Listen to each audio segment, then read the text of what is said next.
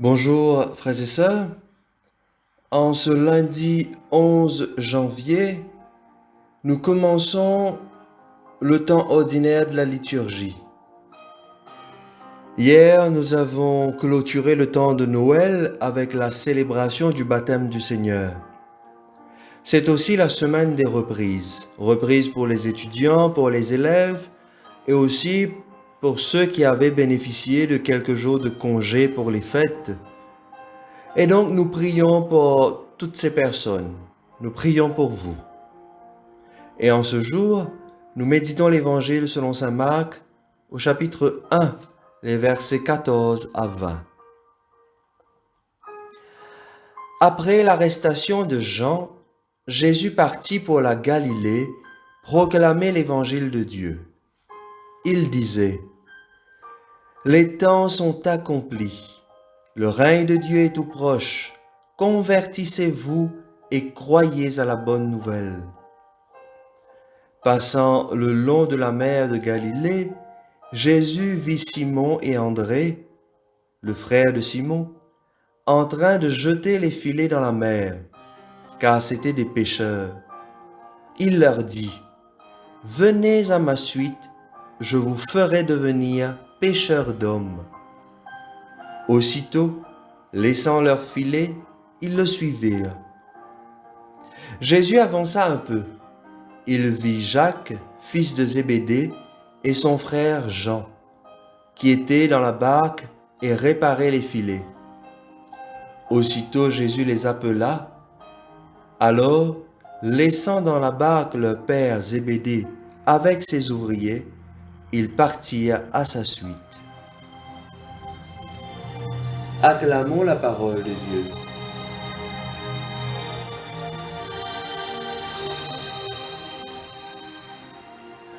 Alors frères et sœurs, l'évangile de Marc est le plus court des 4 évangiles. Il est connu non seulement pour sa brièveté, mais surtout pour la précision de son langage. Et aujourd'hui, Marc commence son récit par nous dire que Jésus commença sa mission après l'arrestation de Jean-Baptiste. C'est-à-dire, il y a une continuité entre les deux. C'est partant du message de Jean-Baptiste appelant à la conversion que Jésus va bâtir son annonce du royaume. Il commence par dire: Les temps sont accomplis. Le règne de Dieu est tout proche. Convertissez-vous et croyez à l'évangile, à la bonne nouvelle. Les temps sont accomplis. Effectivement, le peuple a attendu ce Messie depuis des siècles. Et cette attente a été marquée par de nombreux événements douloureux, en passant par l'esclavage en Égypte, l'exil en Babylone, la colonisation. Et donc la venue de Jésus marque la plénitude des temps. Le plan de salut de Dieu a trouvé en Jésus son accomplissement.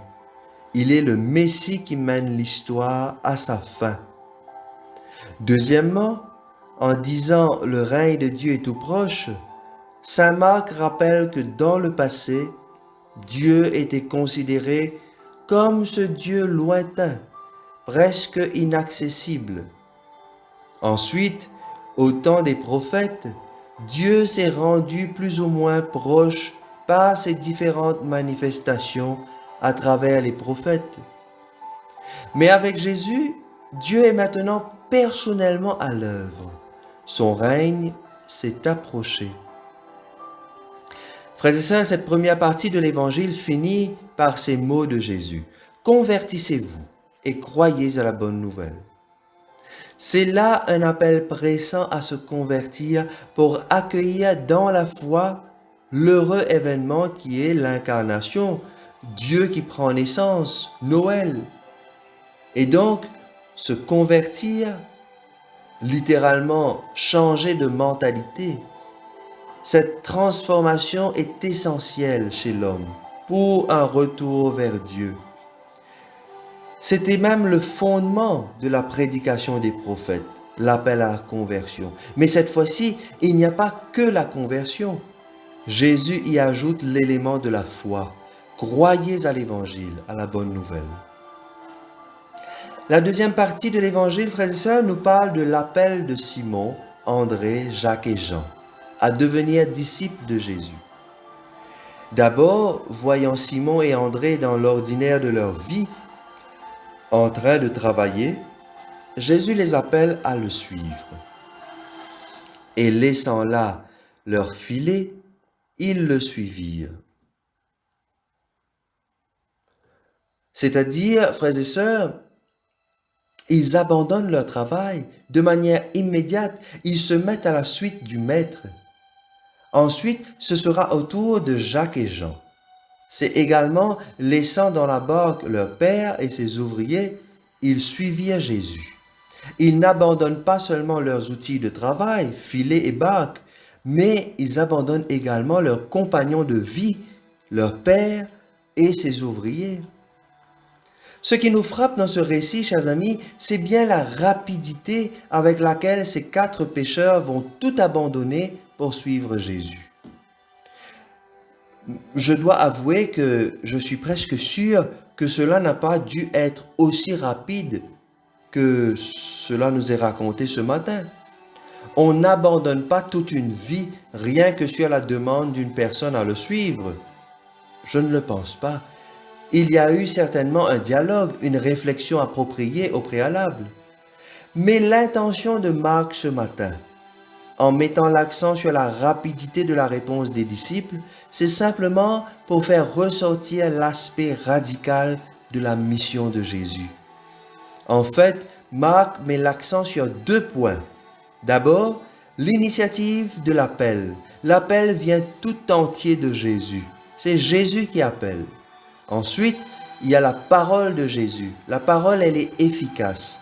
Quand il dit, il fait. Quand il l'appelle, la réponse suit automatiquement. Et cette réponse, elle est exigeante. Il faut laisser famille et travail. Mais notons bien une chose, Jésus ne demande pas à tout le monde de quitter famille, travail, de rompre avec les liens essentiels et légitimes. L'appel s'adresse à certains hommes dont la vocation sera très particulière. Simon, André, Jacques et Jean, ils sont appelés à devenir les proches collaborateurs de Jésus dans sa mission d'évangélisation. Alors, frères et sœurs, quel est le message que nous pouvons retenir de ce passage d'aujourd'hui et qui pourra guider toute notre journée, mais aussi toute notre semaine? J'en trouve plusieurs. Premièrement, l'appel à la conversion est toujours pressant. Nous savons que nous sommes humains et que forcément, nous avons chaque jour à faire l'effort d'une petite conversion. Peut-être que ce n'est pas grand-chose, peut-être même que ce n'est pas un péché, mais un changement de mentalité. Par exemple, être moins sur les écrans, passer un peu plus de temps avec les gens qui nous sont chers, manger de manière équilibrée, moins de dépenses inutiles, être moins rebelle envers mes parents, un peu plus de compréhension envers mon conjoint, mon épouse ou mes enfants. Il y a tant de petites choses sur lesquelles nous pouvons travailler et nous convertir. Deuxièmement, l'appel à suivre le Christ exige toujours qu'on abandonne quelque chose. Ces 2 points sont très liés. Peut-être pas de manière radicale comme quitter son travail, sa famille ou un changement de vie. Il s'agit parfois d'un renoncement à certaines mauvaises habitudes, un renoncement à nos manques d'amour, un renoncement à nos manques de respect, d'attention aux autres. Il y a certaines choses, frères et sœurs, que nous devons absolument laisser derrière nous pour suivre le Christ.